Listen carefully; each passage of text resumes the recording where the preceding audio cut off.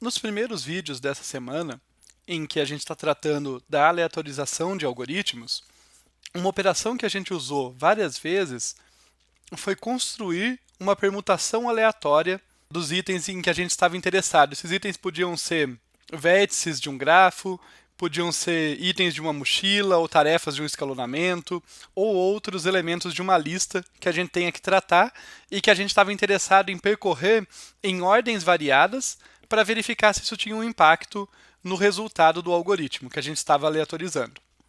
Mas uma coisa que eu não contei para vocês foi como que a gente pode construir uma permutação aleatória com probabilidade uniforme de modo eficiente. Note que a gente tem duas restrições aí. Eu quero que ela seja produzida com probabilidade uniforme, ou seja, eu não quero colocar nenhum viés nessa permutação que eu vou escolher. Eu quero que qualquer permutação daqueles itens tenha a mesma probabilidade de ocorrer. E eu quero fazer isso de modo eficiente, porque eu não gostaria que esse passo de construir a permutação deixasse o meu algoritmo, que está sendo aleatorizado, lento. Tá? Deixasse ele mais lento. Para resolver esse problema, a gente vai usar um clássico muito simples, tá? É um algoritmo bastante simples, mas ainda assim um clássico aqui da computação, que é o embaralhamento de Knuth.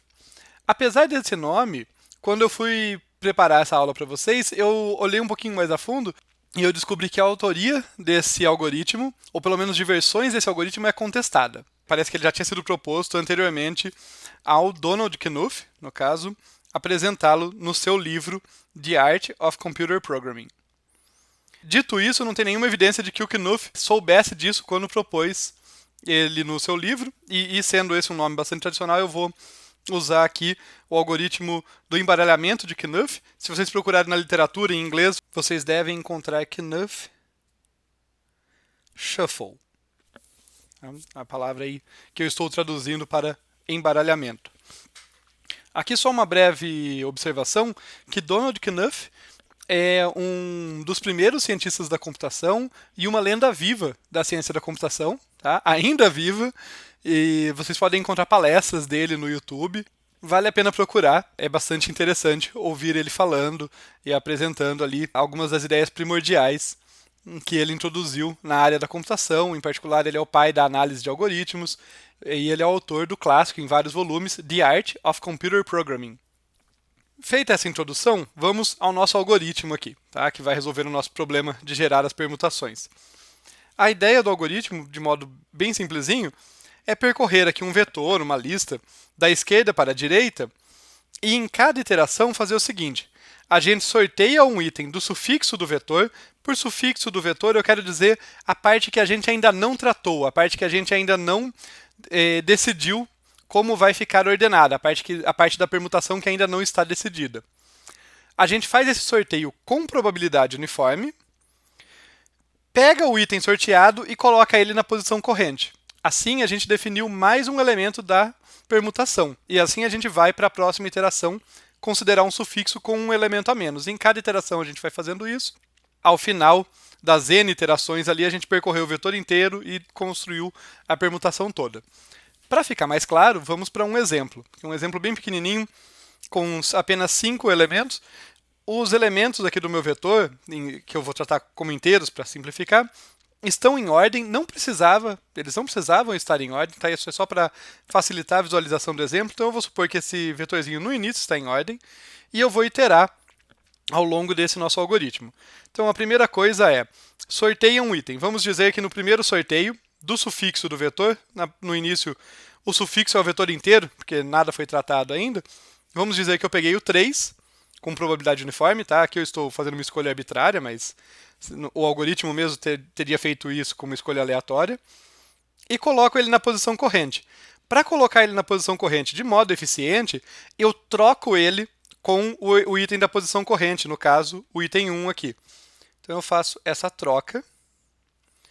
E daí, na próxima iteração, o meu vetor vai estar com essa cara aqui. 3, 2, 1, 4, 5.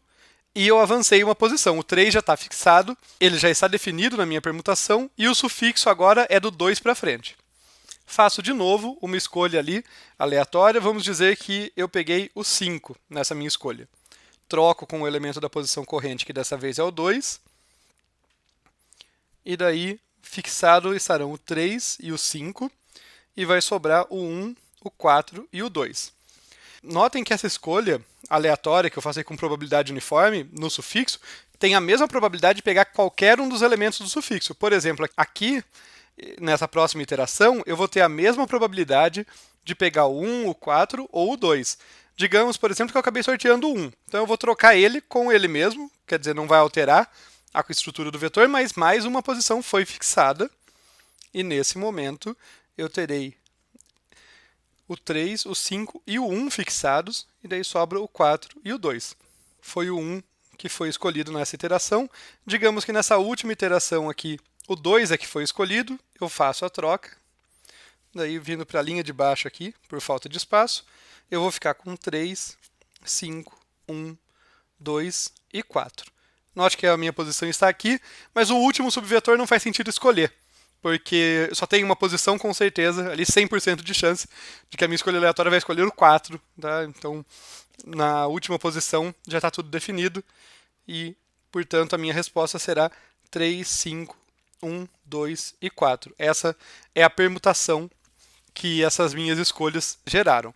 Claro que aqui no exemplo eu fiz escolhas arbitrárias de quem eu estava escolhendo em cada iteração, mas na execução de fato do algoritmo essas escolhas ali de qual elemento do sufixo vai ser fixado em cada iteração é aleatória. A gente chama uma função aleatória, ali no caso pseudo-aleatória, como eu já contei para vocês anteriormente, mas serve para a gente nesse caso para escolher o elemento. Avançando aqui então, mostrar para vocês o pseudocódigo dele. O que eu tinha mostrado anteriormente já era um pseudocódigo, mas aqui é um pseudocódigo um pouquinho mais preciso, mais formalizado. O nosso Knuff Shuffle aqui recebe um vetorzinho V de tamanho n. E para ir variando de 1 até n, então aqui a posição corrente, a iésima posição aqui vai de 1 até n, eu vou pegar aqui e sortear uma posição j aleatoriamente. Aqui vai ser um inteiro escolhido aleatoriamente. É isso que esse rand_int está dizendo aqui para mim, entre 1 e n. Tá? Ele tem a mesma chance de ser qualquer posição, qualquer valor entre 1 e n. Para exemplificar isso aqui, tá, eu estou usando esse vetorzinho aqui do lado para exemplificar uma iteração, o que acontece em uma iteração. Então, de modo mais genérico, imagine que eu tenho esse vetor, a posição corrente é i, o vetor tem tamanho n, eu chamo a rand_int aqui e ela sorteia um j aqui, por exemplo. Daí, sorteado esse j, o passo 4 manda fazer a troca do vi com o vj, é esse movimento aqui, trocar esses elementos. E daí, na próxima iteração, o i vai avançar, o i vai vir para cá, e eu vou considerar um sufixo do vetor com uma posição a menos, fixei uma posição a mais. Essa é a ideia do nosso algoritmo. Destacar aqui para vocês que no início de cada iteração, essa parte aqui do vetor do início até antes do i é a parte já escolhida da permutação. E o que eu chamo de sufixo do vetor, só para deixar claro, é sempre o que vai do i até o final. Esse é o sufixo. Só para usar o desenho ali para deixar isso bem claro para vocês. Agora, para finalizar aqui a nossa explicação do Knuff Shuffle, eu quero fazer uma breve análise do comportamento dele, porque lembrem que lá no início eu falei que eu queria escolher uma permutação com probabilidade uniforme e de modo eficiente. A parte do de modo eficiente, vocês podem perceber, é bem fácil aqui, pelo laço principal. É um laço que varia de 1 até n. Eu vou ter apenas n iterações. Em cada iteração eu tenho só uma escolha aleatória, que é feita de modo bastante eficiente pelo computador, e uma troca ali que também faz um número constante de operações. Para fazer essa troca ali do VI com o VJ, eu uso um auxiliar, mas um número constante de operações. Então, o meu número de operações aqui para fazer esse embaralhamento é linear, é proporcional ao tamanho do vetor. A gente diz que ele é O de n, a eficiência desse algoritmo. Ele é a menos de uma constante tão rápido quanto ler a entrada do meu problema. Assim, ele é bastante eficiente. Agora, a outra requisição que a gente tinha era, eu quero que essa permutação não tenha viés, que eu escolha ela com probabilidade uniforme. Dentre todas as permutações possíveis, eu quero que aquela que eu escolhi tenha a mesma probabilidade de ser qualquer uma de todas as que existem. Para perceber que esse algoritmo faz isso, vamos fazer a seguinte análise. O número total de permutações destacado aqui para vocês é igual a n fatorial. Por que isso? Vamos contar juntos aqui. N fatorial, se vocês lembrarem, tem aquela estrutura em que eu vou ter n vezes n-1 vezes n-2 e assim por diante. Acontece que o número de permutações pode ser calculado exatamente assim.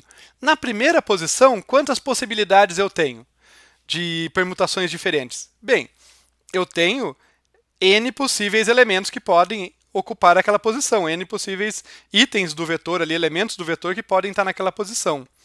Na segunda posição, eu tenho n-1. O cara que está na primeira posição já ocupou.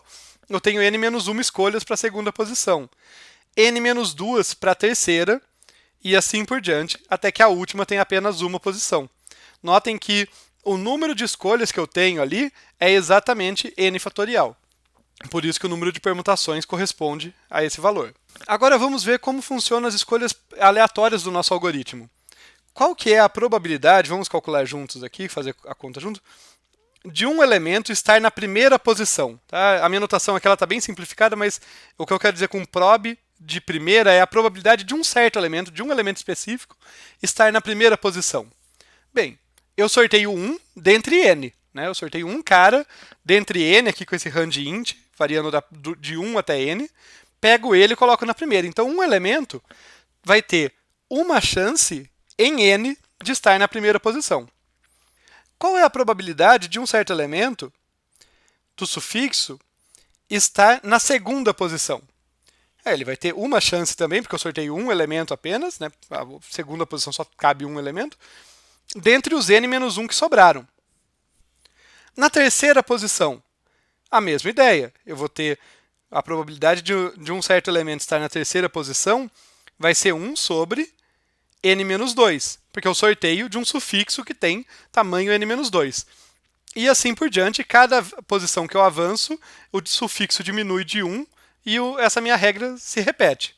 Então, a probabilidade de ocorrência da permutação que eu obtive vai ser igual à probabilidade do primeiro elemento estar naquela posição, que é 1 sobre n, vezes a probabilidade do segundo estar naquela posição, que é 1 sobre n-1, vezes a probabilidade do terceiro estar naquela posição, que é 1 sobre n-2, e assim por diante, até que o último esteja na última posição. Ele foi o último que sobrou, 1 sobre 1. Isso aqui é a mesma coisa que 1 sobre n vezes n-1 vezes n-2, assim por diante, 1 sobre n fatorial, que é igual a 1 dividido pelo número de permutações. Ou seja, a probabilidade de ocorrer aquela permutação que o meu algoritmo escolheu, numa vez que ele rodou, é 1 sobre o número de permutações. Portanto, aquela permutação tem a mesma probabilidade de qualquer uma das demais permutações. É uma probabilidade uniforme. Assim eu garanto que a minha escolha foi feita sem viés. Tá? E isso pode parecer uma coisa boba, pode parecer algo trivial, mas eu garanto para vocês, quando a gente lida com coisas probabilísticas, é muito fácil, sem perceber, colocar viés nas nossas escolhas. É muito fácil fazer um algoritmo inocente que parece resolver o nosso problema e às vezes até resolve no sentido que ele devolve uma solução que é válida para o nosso problema, mas ele enviesa aquela escolha. Ele aumenta a probabilidade de certas coisas, de certos tipos de permutação, por exemplo, ocorrerem, em detrimento de outros. Daí a beleza desse algoritmo. É que ele, com essa simplicidade e essa eficiência, nos garante que ele não está enviesando. Ele escolhe a permutação sem nenhum viés. Quando você roda ele, existe a mesma probabilidade de ocorrer qualquer uma das permutações possíveis para o vetor que você está lidando, para a lista de elementos que você está lidando. Assim, concluindo, utilizar um algoritmo como esse é central para várias das aleatorizações que a gente tem realizado. Eu espero que tenha ficado claro como utilizá-lo e por que ele é importante. No próximo vídeo a gente finaliza essa parte de aleatorização, quando a gente vai falar de como aleatorizar alguns algoritmos para o problema do caixeiro viajante e ver uma ideia um pouquinho mais sofisticada de como aleatorizar critérios gulosos. Até lá!